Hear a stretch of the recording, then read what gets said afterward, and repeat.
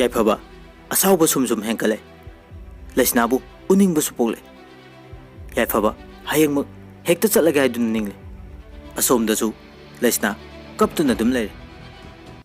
लेसनागी mama पूर्णिमाना लेसनाबु साक चारी हाइदुना कौबु चंगले पूर्णिमाना लेसना कैदोगे नंगबो चाक लोरे चानब तौरसे लेसनाना खुमे इमा आई चाक चानिंग्रे ngasai puspa khoida singju suraga chara wale aduna ai karimta chaningre ima hoina chabiru punima na ihe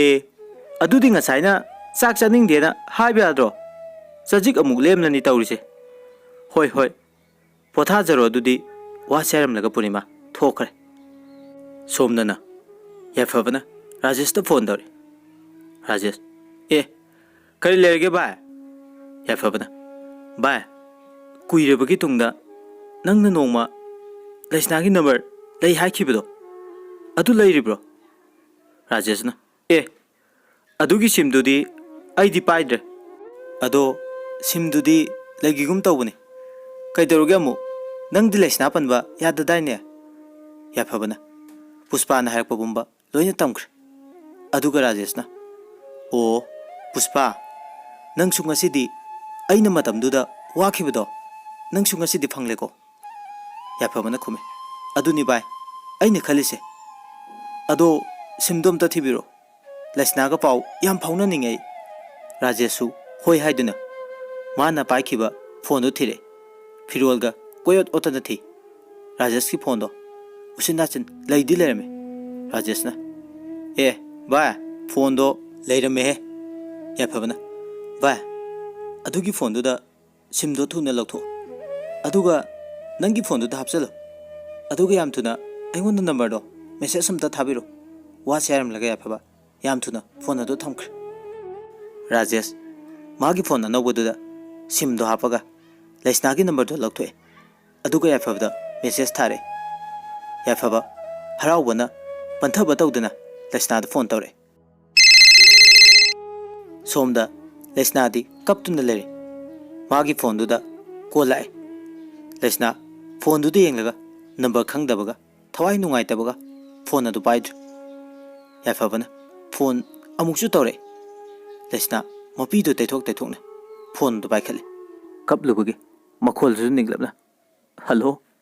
kana oirabano ya fabana Lesna ai khangdrabo ai hai fabane Lesna wa du tabada Ha, nang di karamna ya phabana Lesna nang ngakano number se nahan muk nang wari sana khiba imana badu degi lawbani aina ai Puspa na tambadagi wari pumba loina tare ai khange nang landa haiba ado ai khoi ani kaidawai no ama unaraga wari sana se Lesna hoi mai haide ya phabana amuk chaire ai hayeng soidana lakani nang thoklau ko Lesna kuina unarudraba kuina wari sanadraba matam amada mana khwaidigi nuksi jakiba nupa amana adumna harakpududa karamnadi thina hairune masu khanthaba tawdana hoi haikre Lesna na iPhone mai yaudre hayeng lamdai doina wari sanarase haraga phone ado kakre Lesna Kishan busu yamna nuksi aduna Kishan gi wata danadi karamna yafabu unani khal yafabu dasu unase na haikre aibu karino tawdu shaidana tafom khangdan le Lesna nung ani gi marakta haibado oir yafabu gasu wari sanaba ngamdre kuina wari sanadrabani makhoi ani wari sanabasu ikoi koire aduda tafom khangdadana Lesna unase haibado haifam khangdadana hoi haidana sat haikibani Lesna hauji matha yam sare karigumba unaragana Kishanna kari khankini unadre yafabana hoi hairubani na yafabana kari harakani masi khanduna Lesna ahingduma mangduna laikre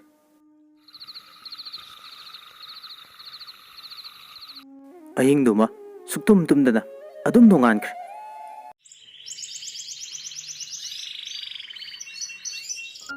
yafaba ayuktuda Lesna da phone tawre Lesna thaba ingkhang tawduna laringi ꯇꯥꯍꯧꯗ꯭ꯔꯦ ꯌꯥꯏꯐꯕꯅ ꯐꯣꯟꯗꯣ ꯍꯟꯖꯤꯟ ꯍꯟꯖꯤꯟ ꯇꯧꯔꯦ ꯑꯗꯨꯕꯨ ꯄꯥꯏꯔꯛꯇ꯭ꯔꯦ ꯔꯥꯖꯦꯁꯇ ꯑꯃꯨꯛ phone ꯇꯧꯔꯦ ꯔꯥꯖꯦꯁꯅ ꯀꯩꯗꯧꯔꯒꯦ ꯚꯥꯏ ꯌꯥꯏꯐꯕꯅ ꯚꯥꯏ ꯍꯣꯔꯦꯟꯗꯣ ꯂꯩꯁꯅꯥ ꯈꯣꯏꯔꯨꯝꯗ ꯆꯠꯂꯨꯁꯦ ꯑꯝꯇ ꯔꯥꯖꯦꯁ ꯏꯁ ꯍꯣꯏ ꯑꯗꯨ ꯇꯟꯗꯤ ꯇꯟꯈ꯭ꯔꯦꯗꯀꯣ ꯌꯥꯏꯐꯕꯅ ꯌꯥꯔꯦꯀꯣ ꯅꯪ ꯇꯟꯕꯒ ꯌꯥꯔꯣꯏ ꯔꯥꯖꯦꯁꯅ ꯇꯟꯕ ꯅꯠꯇꯦꯗ ꯍꯣꯏ ꯆꯠꯂꯨꯔꯁꯤ ꯀꯩꯗꯧꯔꯒꯦ ꯑꯗꯣ ꯂꯩꯁꯅꯥꯅꯕꯨ ꯀꯔꯤ ꯍꯥꯏꯔꯤꯒꯦ ꯌꯥꯏꯐꯕꯅ ꯈꯨꯝꯃꯤ ꯂꯩꯁꯅꯥꯗꯤ ꯉꯔꯥꯡ ꯑꯗꯨꯝ ꯌꯥꯔꯦꯗ ꯔꯥꯖꯦꯁꯅ ꯑꯃꯨꯛ ꯐꯔꯦꯅꯦ ꯑꯗꯨꯗꯤ ꯑꯗꯣ ꯅꯪ ꯍꯣꯔꯦꯟ ꯆꯠꯂꯁꯦ ꯍꯥꯏꯔꯀꯥꯟꯗ ꯑꯣꯏꯅ ꯐꯣꯟ ꯇꯧꯔꯛꯑꯣ ꯑꯩ ꯁꯣꯝꯗ ꯊꯣꯏꯕꯤꯒꯤ ꯐꯣꯟ ꯂꯥꯛꯑꯦ ꯊꯝꯂꯒꯦ ꯌꯥꯏꯐꯕꯅ ꯍꯣꯏ ꯍꯣꯏ ꯊꯝꯃꯣ ꯑꯗꯨꯗꯤ ꯍꯣꯔꯦꯟ ꯍꯥꯏꯔꯛꯑꯒꯦꯀꯣ ꯔꯥꯖꯦꯁ ꯊꯣꯏꯕꯤꯒꯤ ꯐꯣꯟꯗꯣ ꯁꯠ ꯄꯥꯏꯈꯠꯂꯦ ꯊꯣꯏꯕꯤꯅ ꯀꯅꯥꯒ ꯋꯥꯔꯤ ꯁꯥꯟꯅꯔꯤꯅꯣ ꯔꯥꯖꯦꯁ ꯍꯦꯔꯥ ꯌꯥꯏꯐꯕꯅꯦ ꯍꯣꯔꯦꯟ ꯃꯣꯏ ꯁꯥꯏ ꯎꯅꯕ ꯆꯠꯂꯨꯁꯦꯅ ꯍꯥꯏꯕ ꯊꯣꯏꯕꯤꯅ ꯑꯌꯥ ꯗꯥ ꯌꯥꯏꯐꯕꯕꯨ ꯅꯨꯄꯤ ꯀꯣꯏꯕ꯭ꯔꯅꯦ ꯔꯥꯖꯦꯁꯅ ꯈꯨꯝꯃꯤ ꯀꯣꯏꯕꯅꯤ ꯀꯥꯏꯅꯔꯨꯔꯕꯅꯤ ꯍꯟꯖꯤꯟꯅꯗꯣꯏꯔꯥ ꯅꯠꯇ꯭ꯔꯒ ꯀꯩꯗꯧꯗꯣꯏꯅꯣ ꯈꯪꯗꯦ ꯍꯣꯔꯦꯟ ꯆꯠꯂꯨꯁꯦꯅ ꯍꯥꯏꯔꯛꯑꯦꯕ ꯊꯣꯏꯕꯤꯅ ꯍꯣꯏ ꯆꯠꯄꯤꯔꯨꯆꯣ ꯑꯗꯣ ꯗꯗꯥ ꯑꯩ ꯑꯦꯛꯖꯥꯝ ꯀꯨꯏꯔꯛꯇ꯭ꯔꯦ ꯑꯩ ꯁꯤꯗꯒꯤꯗꯤ ꯅꯨꯡꯗꯥꯡ ꯈꯔ ꯊꯦꯡꯕ ꯐꯥꯎ ꯂꯥꯏꯔꯤꯛ ꯄꯥꯔꯗꯣꯏꯅꯤ ꯔꯥꯖꯦꯁꯅ ꯄꯥꯎ ꯑꯩ ꯁꯪꯕꯤꯒꯦ ꯅꯪꯅ ꯂꯥꯏꯔꯤꯛ ꯄꯥꯕ ꯂꯣꯏꯔꯒ ꯇꯨꯝꯕꯗꯣ ꯑꯗꯨꯗ ꯑꯩꯁꯨ ꯇꯨꯝꯒꯦ ꯊꯣꯏꯕꯤꯅ ꯍꯥꯏꯔꯤ ꯇꯜꯂꯦ ꯗꯗꯥ ꯅꯪꯗꯤ ꯑꯗꯨꯝ ꯇꯨꯝꯃꯣ ꯑꯩꯅ ꯂꯥꯏꯔꯤꯛ ꯄꯥꯕ ꯂꯣꯏꯔꯀꯥꯟꯗ ꯃꯦꯁꯦꯖ ꯑꯣꯏꯅ ꯊꯥꯔꯝꯒꯦꯕ ꯗꯗꯥꯗꯤ ꯊꯕꯛ ꯆꯠꯂꯨꯕꯅꯤꯅ ꯋꯥꯅꯤꯌꯦ ꯅꯨꯡꯊꯤꯜ ꯊꯕꯛ ꯁꯨꯕ ꯌꯥꯕ ꯁꯨꯔꯨꯔꯒ ꯑꯩ ꯑꯃꯨꯛ ꯁꯪꯕꯤꯒꯦ ꯀꯥꯏꯅ ꯔꯥꯖꯦꯁꯅ ꯁꯪꯕꯤꯗꯣꯏꯅꯤꯅꯦ ꯀꯩꯅꯣ ꯑꯩꯒꯤ ꯅꯨꯡꯁꯤꯕꯤꯅ ꯇꯨꯝꯗꯅ ꯑꯩꯅ ꯅꯨꯡꯉꯥꯏꯅ ꯇꯨꯝꯒꯗ꯭ꯔꯣ ꯊꯣꯏꯕꯤꯅ ꯑꯗꯨꯗꯤ ꯗꯗꯥꯅ ꯊꯕꯛ ꯁꯨꯕ ꯆꯠꯂꯤꯗꯣ ꯑꯗꯨꯗꯤ ꯑꯩꯁꯨ ꯆꯠꯂꯒꯦꯅꯦ ꯔꯥꯖꯦꯁꯅ ꯍꯣꯏꯅꯦ ꯑꯗꯨꯅ ꯐꯔꯗ꯭ꯔꯥ ꯊꯕꯛꯀꯁꯦ ꯁꯨꯗꯈꯩ ꯅꯪ ꯌꯦꯡꯉꯒ ꯑꯗꯨꯝ ꯂꯩꯊꯣꯛꯈꯤꯗꯅ ꯋꯥꯁꯦ ꯍꯥꯏꯔꯒ ꯃꯈꯣꯏ ꯑꯅꯤ ꯄꯨꯟꯅ ꯅꯣꯛꯂꯤ ꯂꯩꯁꯅꯥ ꯊꯕꯛ ꯂꯣꯏꯔꯒ ꯐꯣꯟ ꯑꯗꯨ ꯌꯦꯡꯉꯤ ꯌꯥꯏꯐꯕꯒꯤ ꯐꯣꯟ ꯃꯤꯁꯀꯣꯜ 3 ꯂꯩꯔꯝꯕꯗꯨ ꯎꯔꯦ ꯂꯩꯁꯅꯥ ꯃꯤꯍꯨꯜ ꯌꯥꯝ ꯀꯟꯅ ꯆꯣꯡꯉꯛꯑꯦ ꯐꯣꯟꯁꯤꯕꯨ ꯇꯧꯁꯤꯔꯥ ꯇꯧꯔꯣꯏꯁꯤꯔꯥ ꯍꯥꯏꯗꯨꯅ ꯇꯟꯖꯥ ꯑꯗꯨꯗ ꯌꯥꯏꯐꯕ ꯐꯣꯟ ꯇꯧꯔꯛꯑꯦ ꯂꯩꯁꯅꯥ ꯈꯪꯄ꯭ꯔꯦꯛ ꯍꯦꯛ ꯈꯪꯉꯤ ꯂꯩꯁꯅꯥ ꯇꯞꯅ ꯐꯣꯟ ꯑꯗꯨ ꯄꯥꯏꯈꯠꯂꯦ ꯑꯗꯨꯒ ꯌꯥꯏꯐꯕꯅ ꯀꯩꯅꯣ ꯅꯪꯅ ꯇꯧꯔꯤꯁꯦ ꯑꯩꯒꯤ ꯐꯣꯟꯒ ꯄꯥꯏꯗꯈꯩ ꯀꯗꯥꯏꯗ ꯆꯠꯂꯨꯏꯕ ꯂꯩꯁꯅꯥ ꯏꯃꯨꯡꯒꯤ ꯊꯕꯛ ꯏꯪꯈꯥꯡ ꯈꯔ ꯂꯣꯏꯁꯤꯜꯂꯨꯕꯅꯤ ꯑꯗꯨꯗ ꯇꯥꯍꯧꯗ꯭ꯔꯦ ꯌꯥꯏꯐꯕꯅ ꯑꯣ ꯑꯗꯣ ꯑꯩ ꯍꯣꯔꯦꯟ ꯄꯨꯡ 2ꯗ ꯂꯥꯛꯀꯅꯤꯀꯣ ꯅꯪ ꯉꯥꯏꯔꯒ ꯂꯩꯔꯝꯃꯣ ꯍꯥꯟꯅ ꯑꯩꯈꯣꯏ ꯑꯅꯤꯅ ꯎꯅꯈꯤꯕ ꯄꯨꯈ꯭ꯔꯤ ꯃꯄꯥꯜꯗꯨꯗ ꯂꯩꯁꯅꯥꯅ ꯈꯨꯝꯃꯦ ꯈꯔ ꯂꯩꯔꯒ ꯑꯣꯏꯅ ꯎꯅꯔꯁꯦ ꯑꯩ ꯊꯕꯛ ꯈꯔ ꯂꯩꯒꯗꯕ ꯃꯥꯜꯂꯦ ꯌꯥꯏꯐꯕ ꯐꯠ ꯁꯥꯎꯒꯠꯂꯛꯑꯦ ꯌꯥꯔꯣꯏ ꯑꯩ ꯁꯣꯏꯗꯅ ꯂꯥꯛꯀꯅꯤ ꯊꯣꯛꯂꯛꯇ꯭ꯔꯤ ꯐꯥꯎ ꯑꯩ ꯌꯨꯝꯗꯁꯨ ꯍꯜꯂꯣꯏ ꯑꯩ ꯍꯣꯔꯦꯟ ꯂꯥꯛꯑꯝꯗꯥꯏꯗ ꯐꯣꯟ ꯇꯧꯔꯛꯀꯅꯤ ꯋꯥ ꯁꯦꯔꯝꯂꯒ ꯐꯣꯟ ꯑꯗꯣ ꯁꯠ ꯊꯝꯈ꯭ꯔꯦ ꯂꯩꯁꯅꯥꯁꯨ ꯋꯥ ꯑꯝꯇ ꯉꯥꯡꯕ ꯅꯪꯍꯧꯗ꯭ꯔꯦ ꯁꯣꯝꯗꯁꯨ ꯀꯤꯁꯟꯒꯤ ꯑꯦꯛꯖꯥꯝ ꯂꯩꯕꯅꯤꯅ ꯂꯩꯀꯥꯏ ꯃꯤꯅ ꯀꯤꯁꯟ ꯂꯩꯇ꯭ꯔꯤꯉꯩ ꯅꯨꯄꯥ ꯎꯅꯩ ꯍꯥꯏꯈꯤꯗ꯭ꯔꯥ ꯈꯟꯕꯗ ꯃꯍꯥꯛ ꯄꯥꯈꯠꯆꯩ ꯑꯗꯨꯕꯨ ꯑꯃꯨꯛꯁꯨ ꯈꯜꯂꯤ ꯍꯣꯏꯗ ꯃꯥꯅ ꯍꯥꯏꯅꯤꯡꯂꯤꯗꯣ ꯀꯔꯤꯅꯣ ꯍꯥꯏꯕꯗꯨꯃꯗꯤ ꯈꯪꯗꯣꯛꯑꯒ ꯂꯣꯏꯔꯦꯗꯅ ꯀꯣꯟꯅ ꯗꯥ ꯀꯤꯁꯟꯗ ꯐꯖꯅ ꯇꯞꯅ ꯍꯥꯏꯔꯒꯦ ꯃꯥ ꯁꯥꯎꯗꯅꯕ ꯍꯥꯏꯅꯁꯨ ꯑꯁꯨꯝꯅꯁꯨ ꯈꯜꯂꯤ ꯂꯩꯁꯅꯥ ꯄꯨꯔꯅꯤꯃꯥꯅ ꯆꯥꯛ ꯆꯥꯔꯁꯦ ꯍꯥꯏꯗꯨꯅ ꯀꯧꯔꯛꯂꯦ ꯂꯩꯁꯅꯥ ꯄꯨꯔꯅꯤꯃꯥꯒ ꯆꯥꯛ ꯆꯥꯅꯕ ꯍꯥꯏꯗꯨꯅ ꯆꯥꯛꯈꯨꯝꯗ ꯆꯪꯈ꯭ꯔꯦ ꯂꯩꯁꯅꯥ ꯆꯥꯛ ꯇꯣꯛꯄꯒ ꯄꯨꯁꯄꯥ ꯑꯩꯈꯣꯏꯗ ꯂꯥꯛꯑꯦ ꯄꯨꯁꯄꯥ ꯐꯤ ꯁꯥꯗꯨꯅ ꯂꯩꯔꯝꯃꯦ ꯂꯩꯁꯅꯥꯅ ꯄꯨꯁꯄꯥ ꯐꯤ ꯁꯥꯔꯤꯔꯣ ꯍꯣꯏ ꯀꯗꯥꯏꯗ ꯆꯠꯂꯨꯏꯅꯣ ꯅꯪꯕꯣ ꯂꯩꯁꯅꯥꯅ ꯈꯨꯝꯃꯛꯑꯦ ꯅꯣꯏꯗ ꯂꯥꯛꯏꯅꯦ ꯑꯩ ꯃꯊꯥ ꯁꯥꯃꯟꯗꯅ ꯄꯨꯁꯄꯥꯅ ꯀꯩꯗꯧꯔꯒꯦ ꯍꯥꯏꯁꯤꯕꯣ ꯂꯩꯁꯅꯥꯅ ꯈꯨꯝꯃꯛꯑꯦ ꯌꯥꯏꯐꯕꯗꯣ ꯉꯁꯤ ꯂꯥꯛꯀꯅꯦꯅ ꯍꯥꯏꯔꯤ ꯑꯗꯨꯗ ꯑꯩ ꯃꯊꯥ ꯁꯥꯃꯟꯗꯅ ꯂꯥꯛꯏꯅꯤ ꯄꯨꯁꯄꯥꯅ ꯎꯅꯊꯣꯛꯑꯣ ꯑꯗꯣ ꯅꯪꯅ ꯌꯥꯏꯐꯕꯗ ꯑꯩꯒꯤ ꯏꯔꯥꯜꯁꯦ ꯑꯝꯇ ꯉꯥꯛꯄꯤꯌꯣꯅ ꯍꯥꯏꯔꯝꯃꯨꯀꯣ ꯂꯩꯁꯅꯥꯅ ꯍꯣꯏ ꯑꯗꯨ ꯅꯪꯒ ꯆꯠꯃꯤꯟꯅꯔꯨꯁꯦ ꯄꯨꯁꯄꯥꯅ ꯂꯩꯁꯅꯥ ꯅꯪꯅ ꯍꯥꯏꯗꯣ ꯑꯩ ꯌꯥꯅꯤꯡꯗꯕꯗꯤ ꯅꯠꯇꯦ ꯑꯗꯨꯕꯨ ꯂꯩꯀꯥꯏꯒꯤ ꯃꯤꯅ ꯅꯪꯕꯨ ꯐꯖꯅ ꯉꯥꯡꯅꯕꯤꯔꯣꯏ ꯑꯩꯒ ꯄꯨꯜꯂꯤ ꯍꯥꯏꯗꯨꯅ ꯅꯪꯁꯨ ꯑꯝꯇ ꯈꯜꯂꯨ ꯃꯤꯅ ꯀꯔꯤ ꯍꯥꯏꯅꯈꯤꯅꯤ ꯑꯩꯕꯨꯗꯤ ꯀꯩꯁꯨ ꯈꯟꯗꯦꯕꯨ ꯂꯩꯁꯅꯥꯅ ꯀꯩꯁꯨ ꯀꯥꯏꯗꯦꯁꯦ ꯑꯩꯅ ꯌꯥꯔꯤꯁꯤꯗꯤ ai ithanda kamaina thoktoino ai ikai jai Puspana hoi fare nangna bu yardi Laisna na mu haire ado mana mu hanjinna sen hairadi kamaina tawni Puspana adudi yam phai kaino Laisna na khume ai madu yadre ai misak amabu thamoi sengna nungsirure ma naibu kari nyai na khan khudino Puspana misak tu dikana ai khoi lekai gi daki sane kuidri ma gai ge khangnaba ai mabu yam nungsi Puspana khal yafabadubu kari haik tu janu ne Laisna na haire nang loselamo ai thola dauni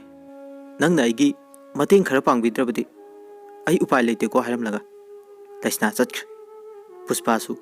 kai su aidana Laisna bu yengduna lehowe efaba phone tawre ma lae thoklo haidana Laisna Puspa hauba lae Puspa su losin baloi duna lerame Laisna ga Puspa ga makoi ni thokle asom da su yafaba ga Rajesh ga lae Laisna ga Puspa ga na ngai duna le Rajesh ga yafaba ga su makoi ni leriba mafam aduda yaurokle Puspa na di hanna yenglude yafaba koi da Puspa na yafaba koi lakpaduda Laisna da wari sana ura haiduna thamlame yafaba ga Laisna ga famlaga wari sana ba hokre Rajesh su photo amta kapke aduna yengtho ubda Puspa na leribuda ure Puspa su haifet yengthorakpada Rajesh ga makoi ni mi chanare Puspa Rajesh pu ubda mihul chongmada loikre Rajesh hanagum oiramdre masaka do yam nalaga masaka yam fajarame Rajesh Puspa ubda Puspa gi manakta change aduga Rajesh na Puspa da hai Puspa nungai ribro Puspa khumda yadabanina ikaina au mairi wase araga mamai do non thaduna laikre Rajesh khangi Puspa ikai raiba adubu Rajesh na singnaba ma yauna Puspa da karimna duna haire nangdi haujina kadai de khangnariba ibe ma hoidi paisa paiba masak phajaba ngakta khangnaramgani ne haidi sak phajabanina Puspa kaisu khumba ngamde tuminna dum lai tanja aduda Rajesh ta phone tawre thobina Rajesh na tanyam chare khale Rajesh su lenage khalingai thobina phone torakpaduda yam haraure Rajesh phone do law thadwe aduga hello nungsibi thoibina su ho kai haige nungsibau asumna oina duna khumlai aduga thoibina dada nang halaktribo kayam koiduino Rajesh na kuiroida halani ho pakhatkanu aise nangi ni bema kanagi sunnate thoibina khume o fare dudi halaga tawro ko haiduna phone adu thamkre Puspa Rajesh ki matau do kalakpana lorme Puspa na khale aina nangbu mirai ramdrabadi ngasi ibani su nungsinnaramgani haina mamittaga mapi tare tarakleba pi do lona teithoi somda Puspa di mamai do ngangsak ngange ikaibana chatlachi kadai laikisi kadai tawduna dum leire Rajesh na Puspa miyoi ba haibase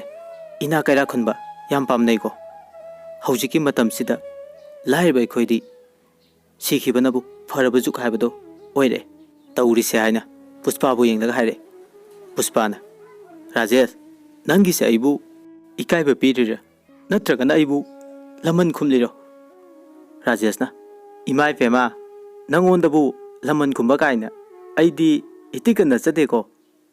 Puspa na Rajesh ai nangonda yam lankre aibu umta ngakpiu Rajesh na khume nang di lande da aingonda bu kaigi la le na haidino ngasi choibu amu phone bi hairo Puspa hoi mai haiba ngamde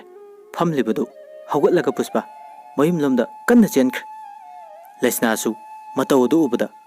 yafabada chatlaga han hairamlaga Laisna su chatkre Rajesh yafabagi manakta changsillaga